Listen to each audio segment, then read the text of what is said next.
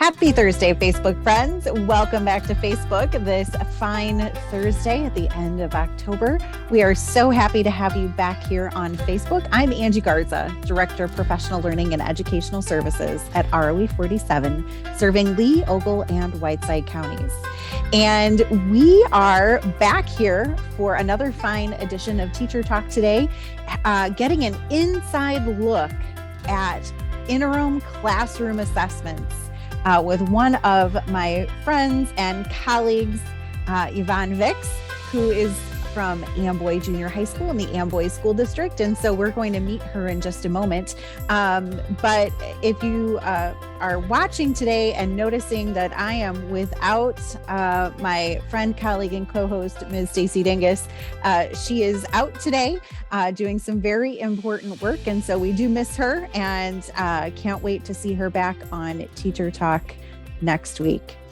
So Yvonne, welcome to Teacher Talk. I'm so happy that you were able to take time out of your busy schedule today. I know that this is, we've already wrapped up first quarter. We're moving toward actually now the holiday season, and school is in beyond full swing, and we're doing things like report cards and interim assessments and all kinds of fun stuff. So there has been a lot of work at Amboy Junior High School and in the Amboy district on school improvement, and assessment is part of those conversations. So we're going to be really excited and very interested to talk with you a little bit more about the learning renewal interim assessment that you are implementing this year from the Illinois State Board of Education. So before we dig into all of that, for all of our Facebook viewers out there, why don't you just take a minute and introduce yourself,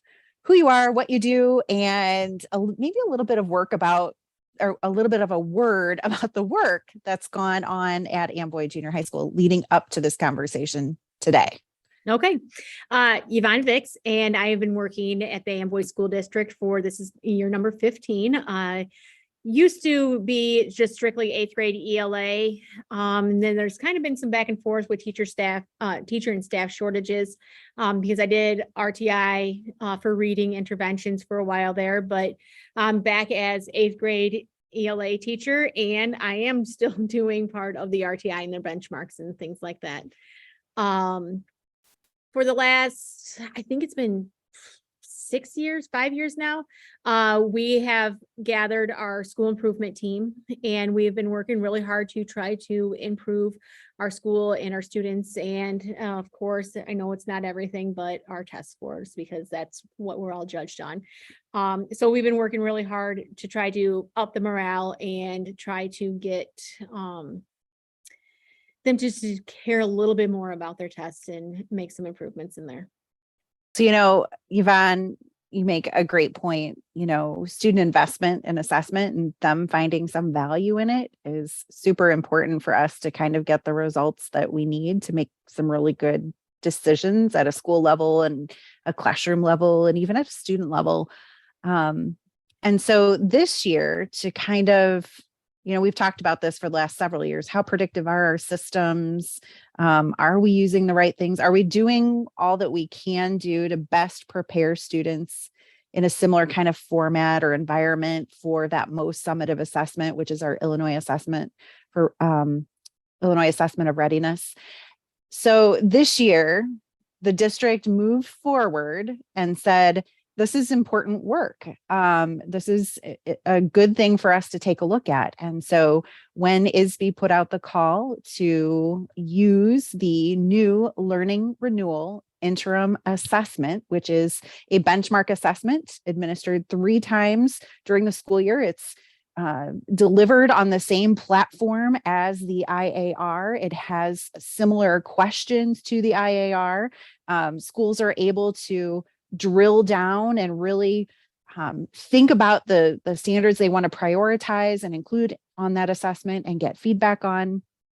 What led the team to that decision? What led the district to that decision? What are some of the things that drew you to this assessment as you learned more about it? And how is it going to benefit the students that are in your building? So we first had a little meeting with a representative from ISB that would tell us all about the LRIA. So what we try to roll out real fast, just to get some information, see what it was like. And after we had that little meeting with them, we're like, yes, we need this.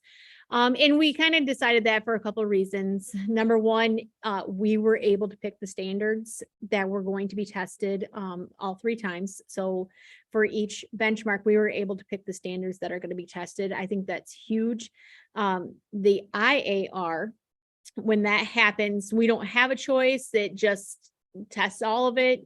And, if we're taking the test in March, we still have a couple months of school left and we may not have gotten to those standards. So one of the things that we really liked was the fact that we get to pick the standards we know that we have gotten to and that we have taught. So those are the questions that are appearing on the test. Some of the other tests, they just test everything. And so we were able to really narrow in and get specific about what standards we wanted tested. Another thing that we liked a lot about it is the predictor part. That part was really good. So when our students take the test, it gives you a ranking like they would for the normal IAR, a 1 meets or 5 is meets, exceeds, things like that. For the LRIA, it gives them the same numbers and there's a prediction band around that number that says, this is how confident we are that this is what your student will score if they test the same way that they did on this assessment. I really liked that. So it gives us a better prediction as to where our students will be, and we'll have that test twice before they actually take the IAR. So we'll have 2 good predictors as to where they may be with that. Another thing that we really liked was the fact that they have a writing assessment. Very rarely are we able to have a good writing assessment that is the same across the board for everybody. It is scored through ISB and things like that, exactly the way that things would be scored for the IAR. And so having that was one of the greatest opportunities so that our kids can actually kind of practice with that type of testing before they have to take the high stakes test. One of the benefits of this assessment is the fact that there's a lot of local control over those standards that are going to be assessed, and the teachers are able to then take a look at and use that data to maybe drive some instruction or provide feedback to students. So there's probably some pre-work that had to happen to make this a reality. So what are some of the things that, math and English language arts in particular had to do to best prepare themselves to administer this assessment and get the best results possible? So, well, we realized it's like, oh, we get to pick our standards. So we have a lot of work to do. So each subject took an entire day to where we all sat down together to have these discussions and go through our curriculum. We adopted a new curriculum not that long ago, and some of us are still trying to fight our way through getting through the entire curriculum. So we might not have seen what types of lessons were near the end of our curriculum. So really sitting down, having the time, sitting down, looking through the curriculum in its entirety and looking to see where standards were is beneficial for not just because of the testing purpose, but for teaching purposes also. For me in particular, when I sat down to look at the 8th grade ELA standards and I was mapping them all out to see where all my standards fell within my module, I noticed 8th grade with this curriculum didn't have any real writing until module 4, which would be the very last one we would get to. So I actually ended up thinking, and I rearranged some of my curriculum because of that.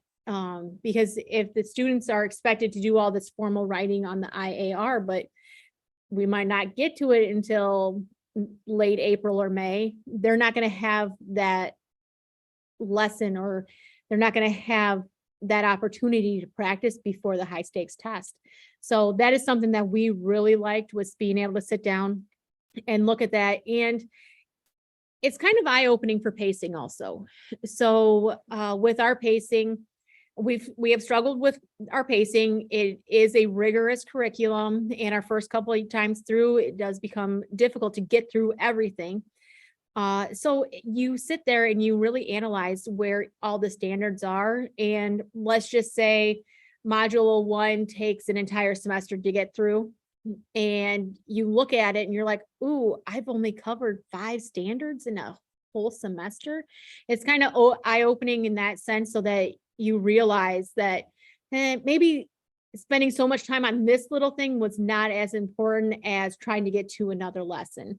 And that's kind of something that I've done more recently with my 8th grade, is I'm like, is it really that important that they know the dash, putting a dash in their writing?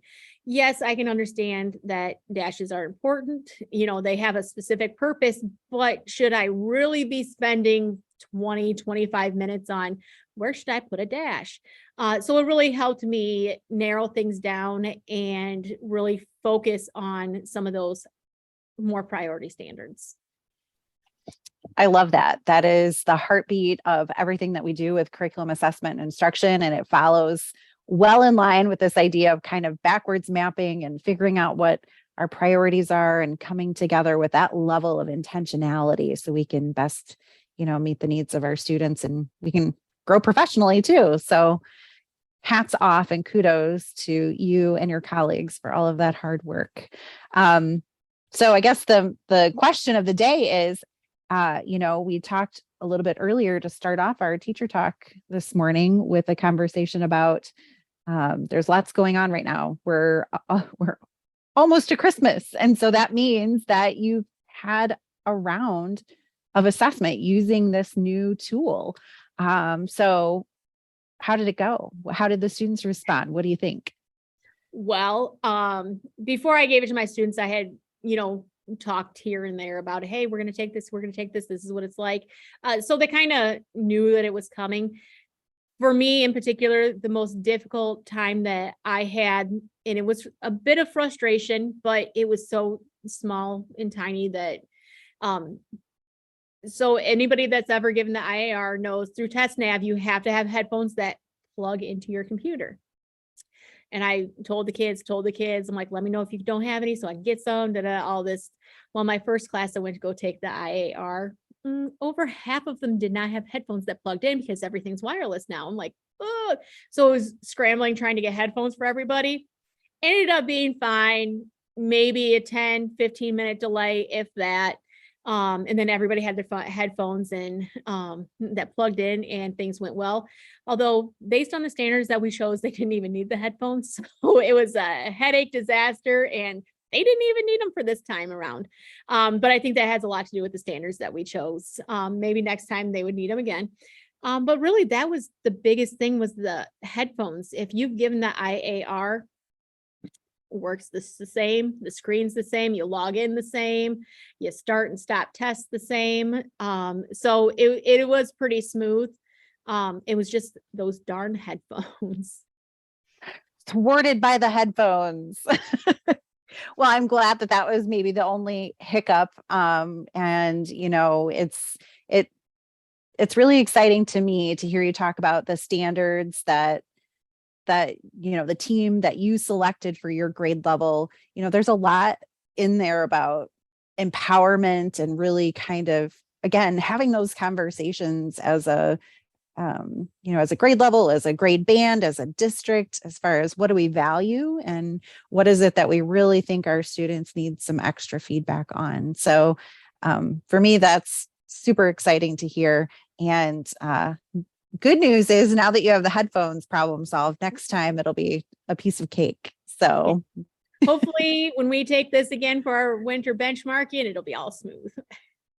Well, you know what, Yvonne, I think Amboy is one of, you guys may be the only district in our 3-county area that is going through with this pilot or this opportunity. So this is a free opportunity, no additional cost from the Illinois State Board of Education. And again, the intent of this is to really kind of put tools in teachers' hands, to have timely data, to give students those extra at-bats with the assessment, and to really kind of have more conversations about curriculum assessment and instruction and some of the learning gaps that we're seeing off of COVID. And so I'm really proud that the district raised its hand and said, this is worth doing. And I can't wait to see some of the data that's coming through and how we're going to continue to use that to inform some instructional decisions. So, and by the way, I know that you have done a lot of work with that. So thank you to you for all of your investment of time and energy and kind of getting all of that set up with the state board and with the assessment division. So kudos. I couldn't have done it without my coworker, Amy Wiseman. She's really helped out a lot with that too. Amy is a very good person to know. She's all things on that technical side of things. So absolutely. Yes.